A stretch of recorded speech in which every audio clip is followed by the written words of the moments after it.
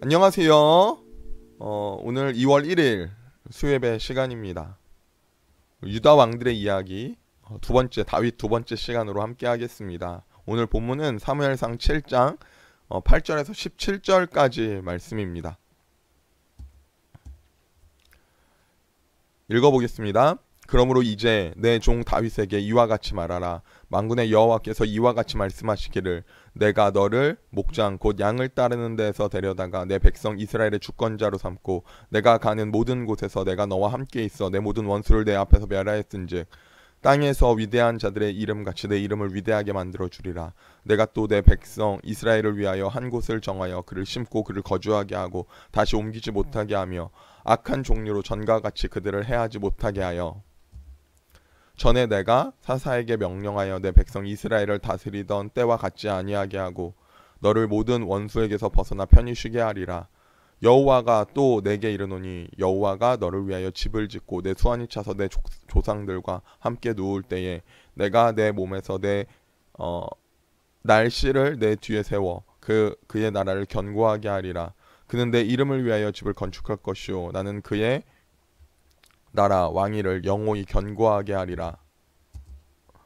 나는 그에게 아버지가 되고 그는 내게 아들이 되리니 그가 만일 죄를 범하면 내가 사람의 매와 인생의 채찍으로 징계하려니와 내가 내 앞에서 물러나게 한 사울에게서 내 은총을 빼앗은 것처럼 그에게서 빼앗지는 아니하리라. 내 집과 내 나라가 내 앞에서 영원히 보존되고 내 왕위가 영원히 견고하리라 하셨다 하라.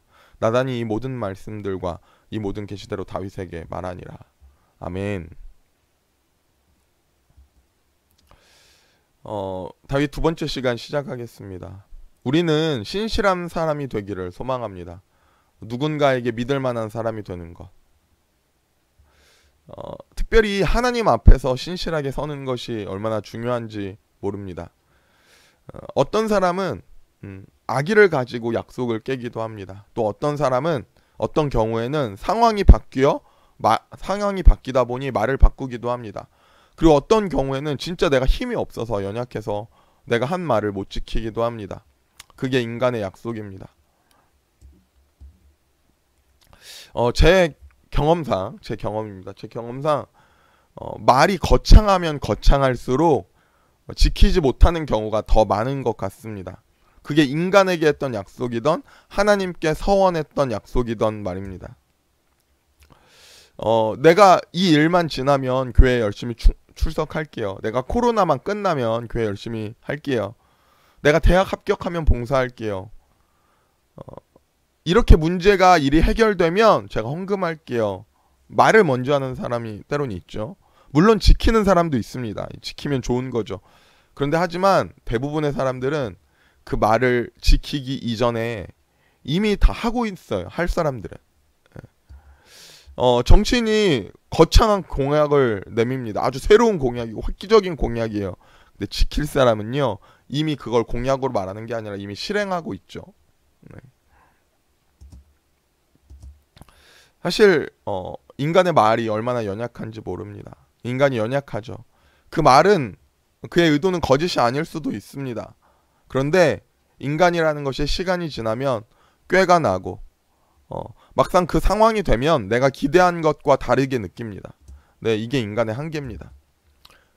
그런데 하나님은 어떠십니까? 하나님은 그렇지 않습니다. 하나님의 신실하심은 변함이 없이 영원하십니다. 하나님의 약속은 절대적입니다. 그러니까 우리가 하나님을 믿는 이유는 무엇입니까? 그 하나님의 신실하심 때문 아닙니까?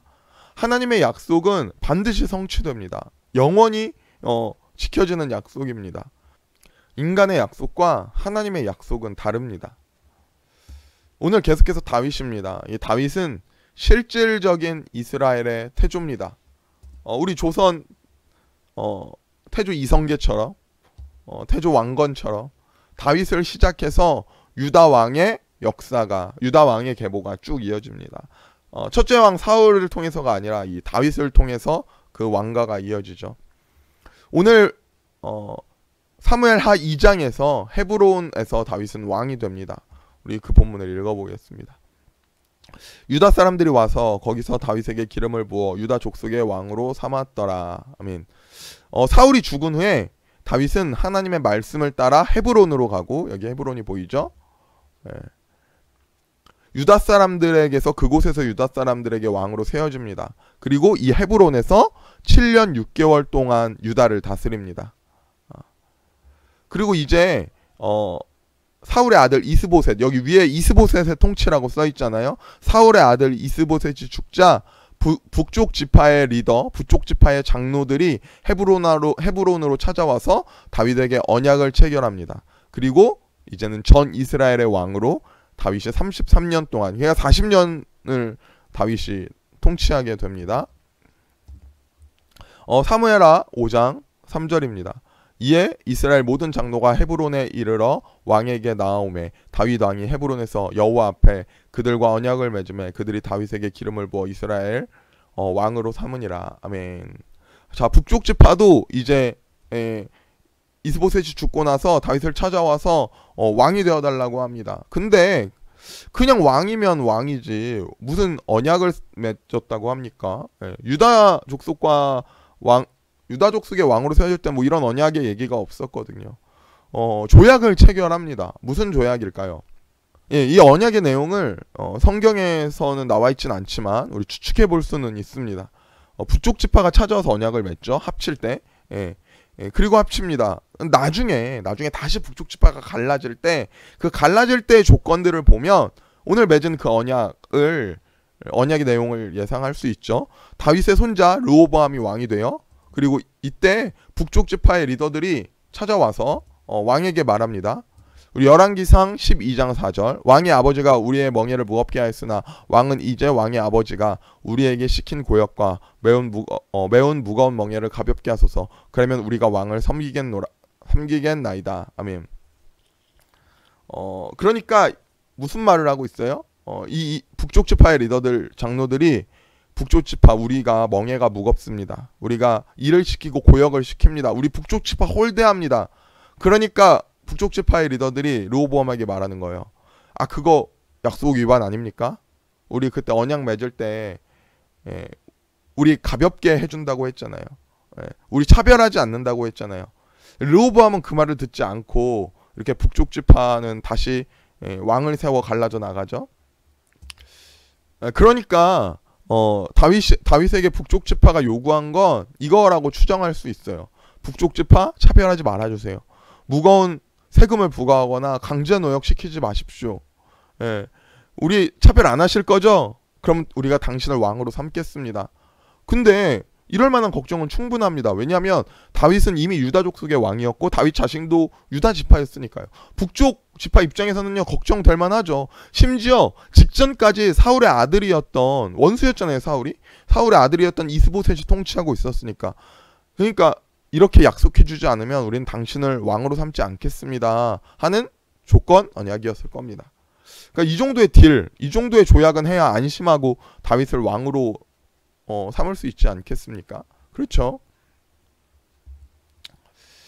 그런데 이게 인간의 계약이죠. 이게 인간의 딜입니다. 조건 없는 계약이 어디 있습니까? 수틀리면 깨지는 인간의 약속이고, 나에게 이득 볼 게 있으니까 계약서에 사인해달라는 거죠. 다윗의 왕 입장에서는 당연히 좋은 언약이고, 그리고 이때 당시에 다윗이 전쟁을 너무 잘했잖아요. 그러니까 안전하게 본인들이 살기 위해서 북쪽 지파 입장에서도 다윗이 왕이 돼야 했던 거죠. 다 이득이 있으니까, 이득 볼 게 있으니까 계약서에 사인하고 조약 맺는 겁니다. 친구 관계는 안 그렇습니까? 남녀 관계는 안 그래요? 이런 말 하잖아요. 함부로 사인하는 거 아니라고. 또 이런 말 하잖아요. 친구끼리는 동거래 하는 거 아니라고. 왜 그렇습니까? 함부로 하면 깨지니까요. 남녀 관계도 그렇지 않습니까? 혼인신고 그거 함부로 하는 거 아니지 않습니까? 얼마나 많이 후회합니까? 인간의 계약이 무엇이든 다 그렇습니다. 인간의 약속 기대할 게 없죠. 아무리 끈끈하게 했다고 해도 수틀리면 깨지는 게 인간의 계약이고 인간의 조약입니다. 그러니까 저는 사람들이 하는 이 말을 전 되게 동의합니다. 사람은 믿음의 대상이 아니라 사람은 사랑의 대상이다. 전 이 말에 되게 동의해요. 예, 전적으로 동의합니다. 인간은 믿을 수 있는 대상이 아니에요. 섬기고 사랑해야 하는 대상일 뿐입니다. 그런데 여러분, 하나님은 아닙니다. 하나님은 다윗을 왕으로 삼으시고 이렇게 언약을 맺어주세요. 오늘 본문의 말씀입니다. 여러 가지 말을 하세요. 내가 너를 이스라엘의 주권자로 삼고 내가 내 이름을 위대하게 하고 이스라엘을 원수에게 보호해줄게. 내 나라를 견고하게 할게. 너의 아랫세대까지 그렇게 할게. 그러고 나서 마지막에 뭐라고 하십니까? 마지막에 이렇게 말씀하십니다. 내가 내 앞에 물러나게 한 사울에게서 내 은총을 빼앗은 것처럼 그에게서는 빼앗지 아니하리라. 내 집과 내 나라가 내 앞에서 영원히 보존되고 내 왕위가 영원히 견고하리라 하셨다 하라. 아멘. 이게 하나님의 약속이에요. 이 전적인 하나님의 약속입니다. 변치 않고 이루어지는 약속이에요. 사울에게서는 아니지만 내가 너에게는 그렇게 할게. 설사 다른 왕들, 너 아래에 너 아들들, 너 손자들, 너의 다른 왕들이 불순종하더라도 내가 너를 보며 왕위를 영원하게 하겠다. 그리고 실제로 그렇게 되어집니다. 언제까지? 예수 그리스도 영원한 왕을 보내시기까지 그렇게 하십니다. 이게 하나님의 약속, 전적인 하나님의 선언입니다. 우리가 이 다윗의 업적을 볼 텐데요. 다윗의 업적은 두 가지로 볼 수 있습니다. 이 종교적인 업적과 이 군사적인 업적 두 개로 볼 수 있어요. 다윗은 우리는 다윗을 최고의 예배자로 부르죠. 수많은 그의 고백과 예배가 시편에 실려 있습니다. 그는 시스템적으로도 개인의 예배뿐만 아니라 시스템적으로도 그 나라를 하나님을 예배하는 나라로 만들어 놓습니다. 진짜 그의 중심이 하나님을 사랑했기에 예배했고 하나님을 사랑했기에 이스라엘을 하나님께 예배하는 나라로 만들어 놓습니다.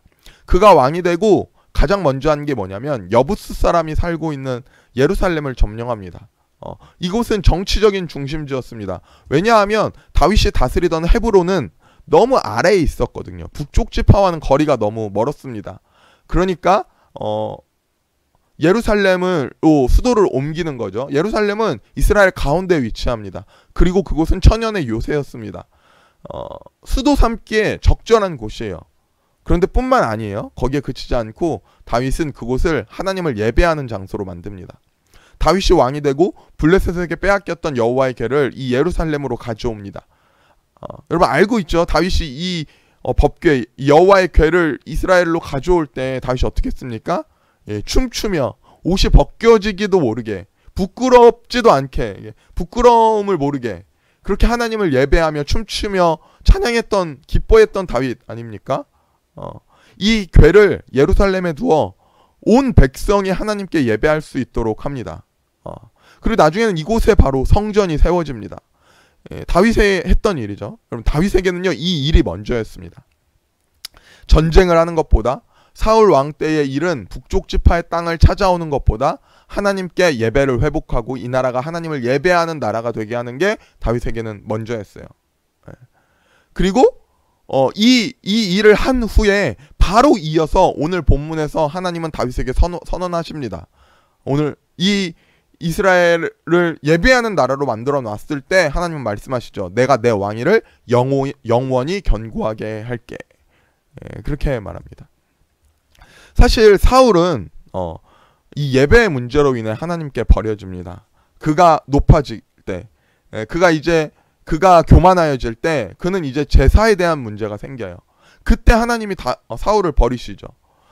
다윗이 영원한 왕위를 약속받습니다. 그가 하나님 앞에 온전한 예배자, 그의 나라가 하나님을 예배하는 이스라엘로 세워질 때에 하나님께 약속을 받습니다. 이게 하나님께서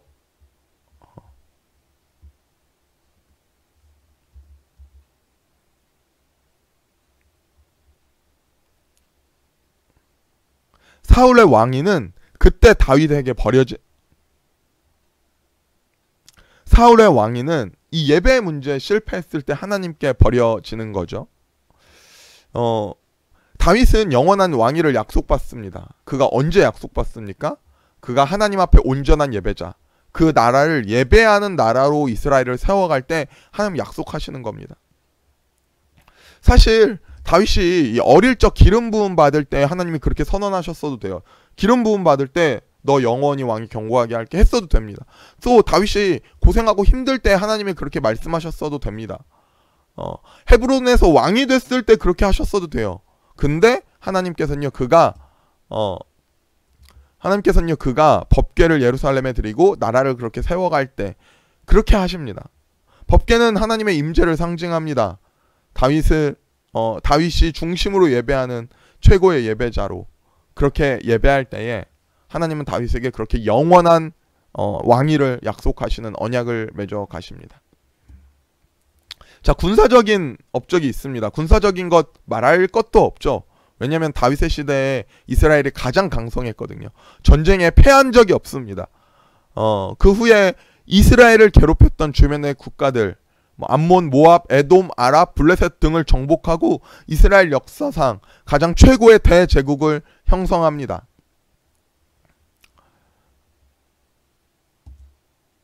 다윗은 패배하지 않았습니다. 다윗은 그렇게 전쟁에서 승리해 나갑니다. 자, 이게 다윗의 업적입니다. 비록 다윗은 그 말년에 가족들과 부하들의 배반으로 고생하고 어려움도 겪었지만 하나님과의 관계는 여전히 친밀하게 하나님의 임재 속에 살아갑니다. 다윗, 이스라엘 모든 유다 왕들의 기준이 됩니다. 다윗처럼 행했다, 다윗처럼 못했다. 다윗은 그런 왕이었습니다. 이스라엘의 가장 빛나는 별, 그게 바로 다윗입니다. 하나님은 우리와 언약을 맺어 가십니다. 우리의 믿음을 보시고 하나님은 나를 의롭다 선언하십니다. 그리고 나를 너는 내 자녀야, 내 백성이다 선언하십니다. 이 언약은, 이 선언은 영원한 언약입니다. 여러분, 우리 인간편에서 할 수 있는 게 무엇입니까? 우리가 뭐 말로 할 수 있는 것 있나요? 우리가 말로 하는 약속 지킬 수 있는 자입니까? 우리가 물질을 드린다고 헌신해도 우리가 드릴 수 있는 것 얼마나 있겠습니까? 하나님 앞에 우리의 모든 것을 드려도 뭐 하나님은 전지전능하신 분인데요. 하나님이 우리를 보시고 기뻐하시는 게 무엇이겠습니까? 우리의 중심이 온전히 서서 하나님의 임재를 사모하며 예배하는 것, 이게 하나님이 가장 기뻐하시는 것입니다. 다윗이 왕위로 존재하는 이유는 바로 군대를 거느리고 승리하는 게 사실 왕으로 존재하는 이유입니다. 백성들에게는 그래요. 이게 왕이 있는 목적이에요. 그런데 다윗의 존재 이유는 다윗에게 무엇입니까? 하나님을 예배하는 것. 이게 다윗의 존재 이유이고 다윗의 중심입니다. 여러분, 우리는 영원한 하나님의 언약을 기억하며 예배하는 그런 예배자들이어야 합니다. 예수님이 생명을 걸고 하신 언약입니다. 이건 영원한 언약이에요. 우리가 생명을 얻은 자들로 영원히 살 것입니다. 우리가 온전히 하나님을 예배하는 저와 여러분 되기를 소망합니다. 여기까지입니다. 자, 기도하고 마치겠습니다. 사랑의 하나님, 감사합니다. 하나님의 약속을 기억합니다. 생명 주시고 자녀 삼아 주신 그 놀라운 은혜를 찬송합니다. 편협하고 이기적인 나의 중심을 돌아봅니다. 무엇이 나에게 더 이득이 될까 따지며 꾀를 부렸던 나의 모습입니다. 여러분, 우리에게 모든 것을 조건 없이 주신 그 사랑을 기억하며 우리도 하나님께 모든 것을 드려 예배하는 예배자 되게 하여 주시옵소서. 세상의 전쟁에서 이기는 게 먼저가 아니라 하나님 앞에 바로 서는 것이 먼저입니다. 세상의 것 내가 취하는 게 먼저가 아니라 내가 하나님을 사랑하는 것이 먼저입니다. 우리가 온전히 하나님 앞에 엎드려 예배하는 예배자 되게 하옵소서. 감사하며 예수님의 이름으로 기도드렸습니다. 아멘. 감사합니다. 우리 다음 시간은 솔로몬 시간으로 돌아오겠습니다.